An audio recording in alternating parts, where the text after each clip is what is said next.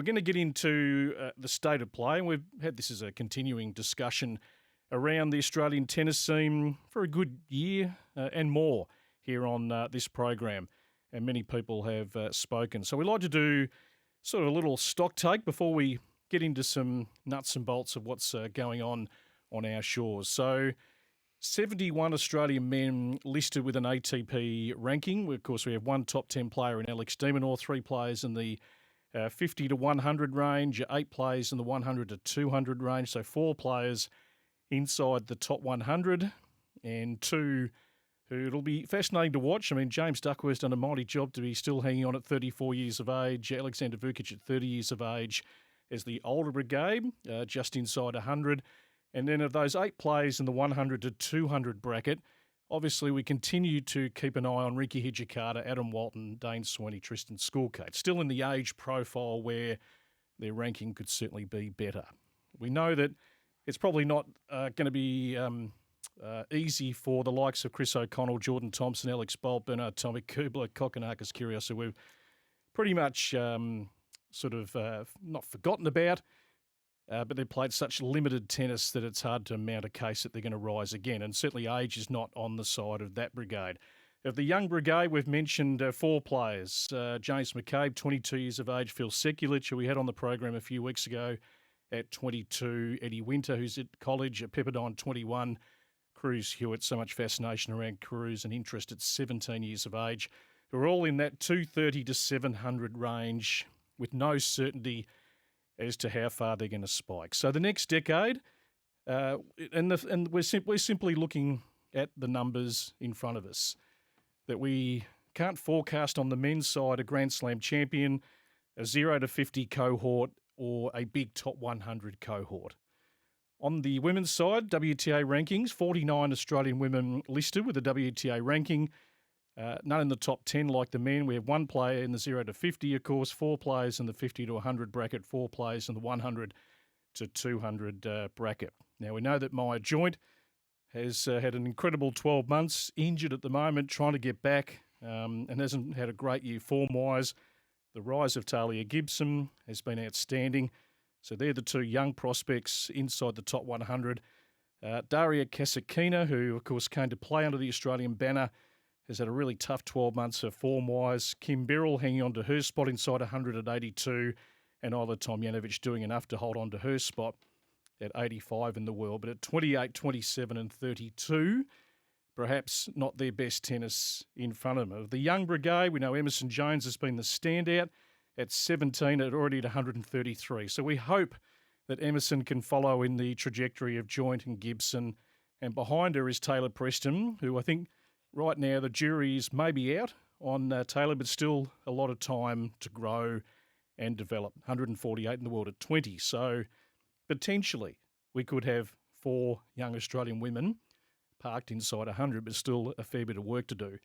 Gadecki at 23 years of age, Micic at 21, Talia Kokinas, who I am a fan of, at just 17 years of age, and there's a few others who are way back in that sort of 500 to 1,000 category, in that sort of 16 to 21 age group, who we can't say right now what their future looks like. So in the next decade, if we're just being factual, do we see a Grand Slam champion? No certainty at all. Do we see a 0 to 50 cohort or a top 100 cohort? No certainty at all. And we know that probably time has passed for Madison Inglis, Astra Sharma, Lizette Cabrera. We know that Destiny Ayava has chosen to walk away from the game. And then we look at the ITF junior rankings. We had Daniel Jovanovski on the program last week. Jake Dembo, they're in their final year of juniors. We know that Cruz is pretty much parked juniors. There's a few just outside 100 who are trying to ply their trade. Renee Alami, the best of the young girls, 37 in the world in that 09 birth year. And we wait to see what the juniors do produce. And then we go further down to the 12s, the 14s. We had the Australian Clay Court Championships across the last week, which was, for me, good to watch some of the action on beIN Sports. But I want to welcome in our coaching eyes, co-hosts of our Junior Journey podcast, Beti Sekulovski, welcome. Thank you, BP. Michael Logarzo. BP, how are you? Thanks for having us. Great to have you in, guys. And you have commentated in the last week, Beti. Michael, you've been there as a coach, so I'm keen to get your observations because a lot of our listeners tonight, we can throw up names and they would say, I've never heard of this person. We're not sure who you're talking about, but what were the general observations of the Nationals this year? Okay, I'm kicking it off. Well, look, I got the opportunity to commentate through BN Sports, which has been a great addition to tennis in this country. And last year, I had another opportunity to commentate the 12 and 14 under clay court nationals, and again this year. So, look, some of my observations have been positive and also big areas of improvement, I think, across the board. But mostly, look, we're seeing a lot of young kids, stepping it up, aren't they, really, Michael? They're starting to reach into the 14 unders. So a lot of 13-year-olds playing in the 14s age group and a few that are aging out of the 14s, moving into the 15 age group later on this year. So some of the things that from a commentary perspective, I always try and track and chart unforced errors at this age, see how they generally manage pressure, what their routines are like, how they support themselves on court, really. And look, in the 12 and unders, as to be expected, you're seeing a lot of passion, emotion. There was some great little matches where you could start to see there's some players problem-solving their way through matches, and there's others that don't cope at all, which is very normal. And then in the 14s, there was a mixed bag. You had some great tennis, and then followed by what I saw was quite a lot of unforced errors. And again, this is why you have coaches and you look at the footage, they get a lot of the replays of their matches and they can work through that. But from my observations, it was purely commentary based. So I know, Michael, you were obviously there and on the ground for the whole week. Yeah, I was. And a little bit different in the capacity I was in as a coach. And you've got your coach's eye on and you're working with your players, but you've also got an eye on what's happening. As a coach, I'm always observant of the talent that's around, how they're conducting themselves. And we're in a development phase of their journey. So you're looking at, qualities and skill sets that will enable these players to, be the next top 100 players, be the next Grand Slam players, top 10 players, the next Alex de Minaur, the next, Maya Joint. So you're looking for all these qualities. And I've been there quite a few times. And I think the level of professionalism across the board in terms of the way they warm up, the way they prepare, and, obviously there's a lot of coaches there. That's definitely improved a lot. And then going on to the on-court, like you, I saw some good things, but also some definite opportunities for players to grow and go back to their environments and work on. Like yourself, I think one of the most noticeable things for me was just the problem solving out there, and I think that's an area that a lot of the players can improve in. And I think there was a lot of emotion, particularly in the younger age groups. So I think when there was a little bit of adversity, their ability to be resilient and to work through that, I think that's an area that all players need to work on anyway. But was clear for me, and I always like to working with my players as well is see not only wins and losses, but also their competitiveness in the matches, so through their scores, throughout the year. And I took a bit of a note during the event, and there were a lot of sets where I saw where it was a 6-1, a 6-2, a 6-3 set. There were very few matches that went, or sets even that went to the distance. And, those sets where you have a tight set and then there's an easy second set and working through that. So I think that's definitely an area players can improving. And, I did a couple of numbers. I think we both discussed this. And over the 4 events, I think from the quarters onwards, there was only like 4 3-setters. And I know some of the finals were pretty one-sided as well. So I think that's an area, for a national event, you'd probably want to see it more competitive. But then having said that, looking around, there is talent there. I just think it needs to be nurtured, in the right way. So just on the back of that, Michael, and we were talking about it throughout the week, we have regular dialogue between the three of us. So there were some names that weren't there who have chosen not to play nationals who, according to the UTR ratings, which are a topic of a lot of conversation, ratings versus rankings, who have elected to bypass the Nationals. Can you give us some insight, our listeners, some insight about the prestige of the Nationals now and where you think it sits? Yeah, I definitely don't think it's anywhere near as prestigious as what it used to be. I think it was the benchmark event for us as players. I know Betty and I can attest to this. When we were juniors, Yeah, it was you just definitely. didn't even think about it. You just played it, and all the best kids in the country played. So I think it has been devalued a little bit. The reason why that is, I'm not sure totally, but you have some observations. We've got a lot more ITF events, so a lot of the 14s, especially, probably starting to play, the ITF events.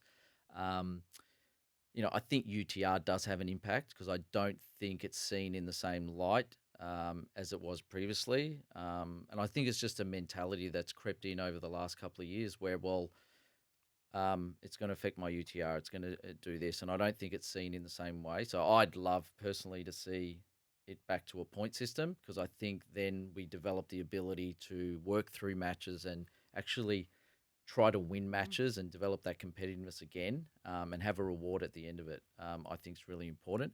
Um, so yeah, I don't think it's anywhere near as prestigious as what it used to be. What do you think, Betty? Yeah, absolutely. I think, times have obviously changed, and I guess how we're tracking players has also slightly shifted. But I think it's really important that we're having the best kids play this event, and even if it's the one event for the year, we need to also be able to, I guess, set the example to not only giving tennis, you got to give back a little bit to tennis, but also I think it's the other players that are in the draw need to experience playing and seeing what our best kids in the country look like. Because as a nation, we need to bond together and we need to improve the level that's beneath us right now. And I think having the best kids there, well, it also gives them an opportunity to play with some pressure. Because if you are the best kid in the country, you also need to learn how to play, I guess, kids that maybe not on the same maybe not on the same trajectory as you potentially on paper, but I just think it's important as a nation that we come back to one big event in the year and that kids are playing and seeing what the level is from our best. Can I just throw this in? I've never discussed this with both of you, but watching the coverage on beIN Sports, and thank you, we've got beIN Sports, where if you're not there, you can actually look at some of these kids and make your own assessment. Now, in another lifetime, I coached junior footy for 11 years. I coached a group of young boys from 9, 10 years of age all the way through to 17. And when I'm watching the under-12 finals on the weekend, I'm thinking all the way back to coaching kids at 11, 12 years of age in footy and just trying to basically teach them the basic fundamentals so they could actually enjoy being out on the footy field, the ability to be able to kick a football, to be able to handball a football and mark a football. And you weren't expecting them to be world beaters. You had obviously 2 or 3 kids who were standouts. So my question is, and these kids who are playing under 12 nationals are being shown on TV around the country. Is it too young for them to be exposed? Or what? I mean, Michael, you guys live in the coaching space, right? So we know you talk to any tennis player. I spoke to Daniel Jovanovski last week. When did you first pick up a racket? 3 or 4. We know the kids get into tennis really young. And you'll go and watch a 10-year-old and think, gee, you strike a pretty good ball. And he's had a racket in his hand and developed those basic skills.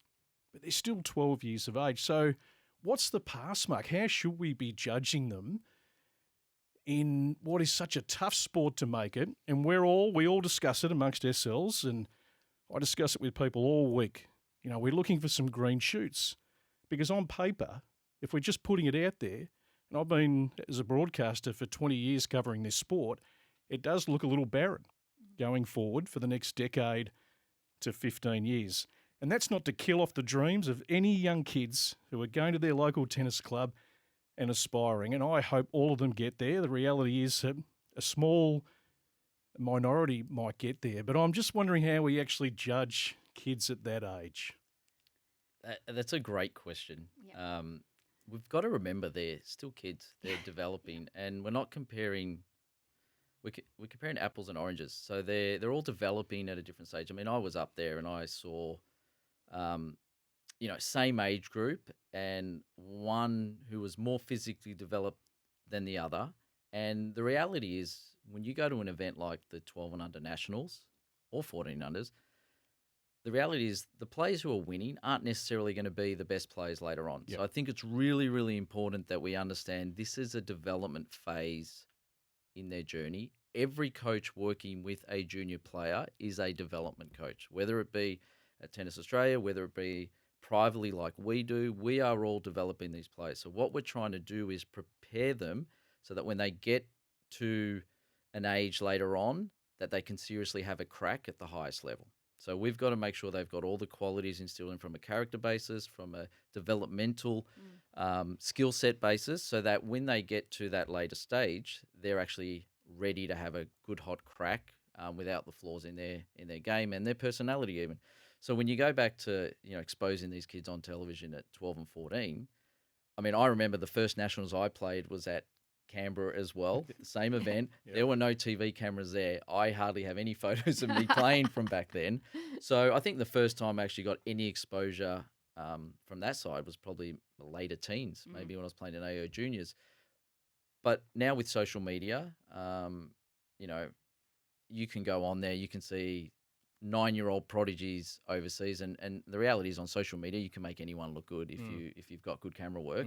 So there's no reality of every single session the player has. So I think there's so much pressure on the kids, and I think we've, all of us, and especially parents, and just take a step back and let them breathe and let them grow as people first, and then just let them go on that journey and find their way as to where they're going to end up. Okay, so that's one side.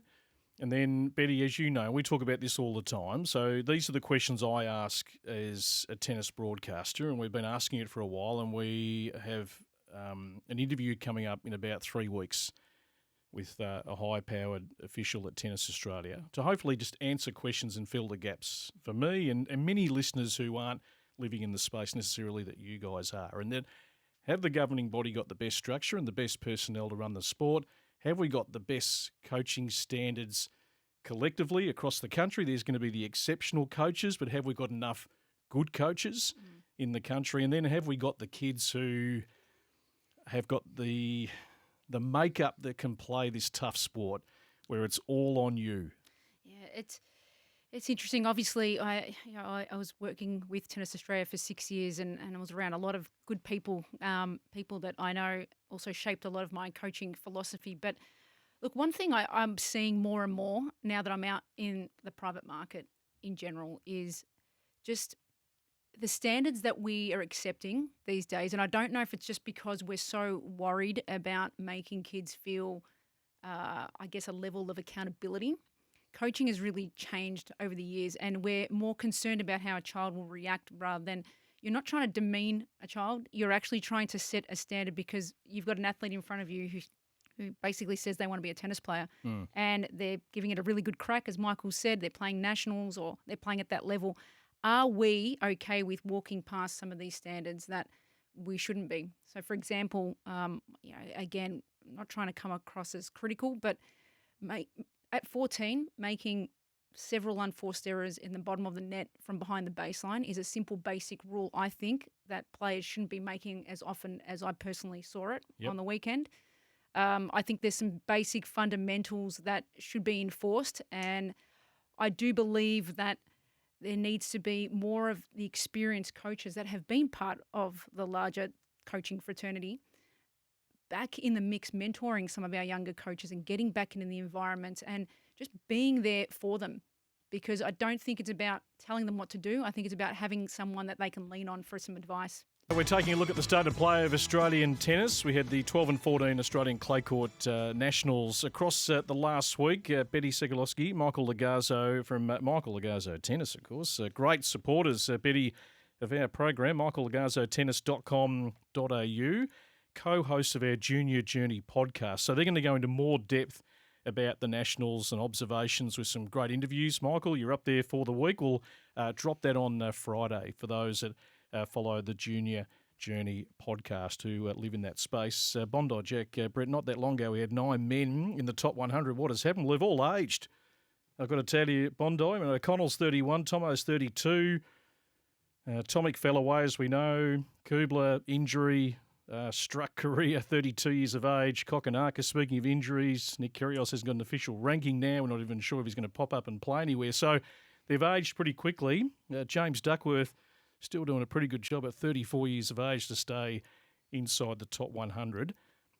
Guys, I mean, so many things to try and discuss. And we haven't got a lot of time. And you guys, as I mentioned, will go into more expanded form. I mean, we all have some pretty frank chats, not only us three, but the amount of people we all talk to in tennis. So we're trying to find the green shoots. I mean, right now, unless you can tell me, and I see a lot of names on paper, but no one's said to me we've got a budding Carlos Alcaraz or a Yannick Sinner.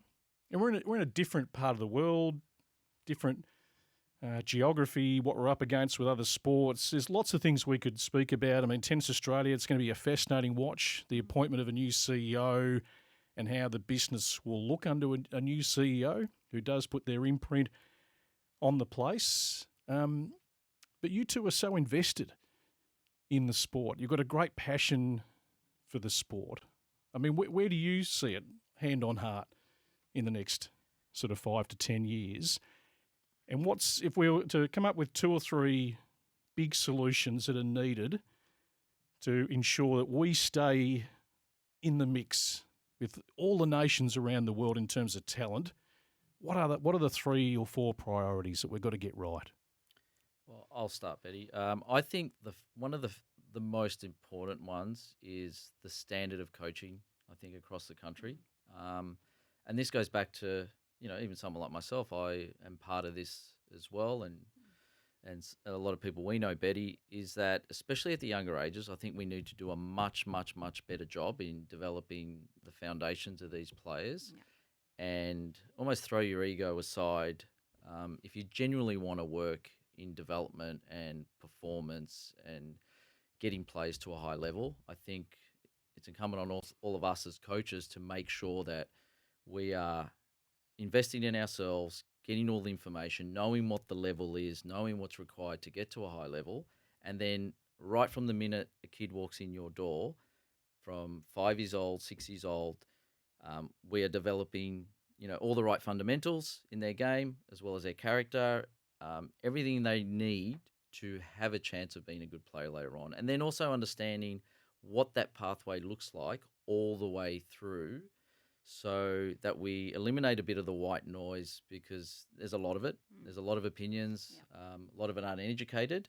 And so sometimes people can veer in directions that they don't want to. So I think investing in the education of coaches and mentoring young coaches, like you mentioned earlier, Beti, I think is crucial, because I look at myself and, I don't know how much longer I'm going to coach in the way I am now. It might be 10 years, but then there's a whole generation of coaches that are going to be developing our players over the next 20, 30 years and making sure that they are equipped with those skills to be able to do this. And I'm not sure whether the younger coaches, and I think they're going straight into it without the proper mentoring, the proper education to be able to work with these really good young players. So I think that's the first one for me. Yeah, no, I agree with you. And I think our clubs, the teams of coaches that are actually at the club, have to also be passionate about developing juniors. It's not about making them the best in the world. I think it's about just doing the right thing by the players that are in front of you, who are showing you also some of that talent. If they've got possessing some of that talent that you feel, okay, there's something here, I can continue developing this, and they want to take it more seriously. Well, as a team, you have to become a little bit more cohesive, I think. And I know, Michael, you do a great job with this with your own coaches. There's a lot of coach education within your club. You do a lot of work around trying to get the philosophy right. And I think if you're a team of coaches at a club, what is your philosophy? What is your way forward? What's the identity? And try and do your very best, because it is a full-time job developing young players. And we've spoke about it off air, is, players, it's a big sacrifice, traveling for families, playing tournaments, investing in your development further. As coaches, it's a huge investment of time. It's a huge investment in being at the courts all day, and you're living and breathing it. So there's a lot of effort. So if you want to be a junior development coach and you want to develop players, well, that is a huge responsibility, in my opinion. So the TA centralised system, the private coaches. Michael, we're talking off air. You didn't notice as many private coaches up in Canberra. So, Beti, you've been in, you've been out. This has been a topic of debate for a while. How much should be handed over to the private sector? How much is under the TA control? Have TA got the best coaches internally? Just in about 2 minutes, try and sort of sum that up and what the direction should be going forward. No, I definitely saw less private coaches there than probably I've ever seen at a Nationals. Reasons for that, I'm not sure, but it was definitely noticeable. So whether coaches are investing as much time into taking players to these events or whether they have the players to do that, I'm not sure. I think it's the best model for me, always has been, is working together. Everyone working together. I don't think it's one centralised system. I don't think it's just the private. I think we need each other. And I think as a country, I think we need to do a better job at that. And I think it also will allow those in the private market wanting to develop players from a younger age to be incentivised to actually do it, knowing that we're all in this together. So I don't think that that's the case at the moment. Michael Logarzo, Beti Sekulovski in the studio. 12 and 14 Nationals. Full wrap on the Junior Journey podcast coming out on Friday. But I've got a few more minutes here, guys. We're trying to look forward. We're looking at the future of Australian tennis. Solutions, Beti. We want to make the sport better. Everyone's accountable. Everyone's responsible for that. The governing body, coaches, players, parents, everyone in the ecosystem. Give me some solutions going forward. Yeah, look, I think it's a no-brainer to try and encourage the best or the strongest kids in the country, in the state, to train together more often. I think that's something that needs to happen. I think that's where you build culture. I think that's where you also build healthy relationships with your peers. And it's about understanding the level. How do we grow together? How do we improve the level? So I would love to see that happen. And I do think that kids don't play enough sets during the week. Love to see those kids get together and just get it out there, get on the court, bang out a few sets. I don't know what you think, Michael, but I know it sounds old school, but it's pretty simple for me. Yeah, there's no easy way to say it, but it's just get out there and play matches. And I think the competitive space as well, making our kids, the best kids, get together so everyone understands the level. So the more they can get together. And I also think another thing is, having a clear identity of what an Aussie tennis player is. I think we've lost that a bit. Like, what's the DNA of an Australian tennis player? I mean, it used to be that we were ultra competitive. You knew if you came up against an Aussie, they'd fight all the way. They'd, if they were the underdog, it didn't matter. And we'd come, we were net players. So now I don't think we have a clear identity. So I'd love us to be really clear. If we look at a Nationals, what is, that DNA of an Aussie player? I think we can be a lot stronger in that. Yeah, it's an interesting point. I mean, when you think about that, and we've got such a rich history in this sport. I mean, Australians always had the reputation, didn't we? We go back to probably when there was more grass court tennis, Michael. We were serve volleyers. We came into the net. If you look at a lot of our men who have generally been pretty competitive, and as one of our texters said, at one stage, only 2 years ago, we had 9 to 10 inside the top 100. There wasn't probably a distinctive style, was there? No, and times have changed. I mean, the game has changed. Yep. We don't have as many faster services. We're on the slower surfaces a lot more. So, but I think the identity of an Aussie tennis player and what we're trying to instill in our players, I don't think we're clear with that, and I'd love to see us be a lot stronger in what that is. Guys, thank you. Time flies. Thank you, Thanks, BP. Junior Journey podcast. Next edition out later this week. You can subscribe to The First Serve through your preferred podcast provider. All the Junior Journey podcast episodes are archived at thefirstserve.com.au. Just go to the podcast page. It is a great listen. We all want Australian tennis to be better. We're all on the same page. How we get there? Well, a lot of work to do.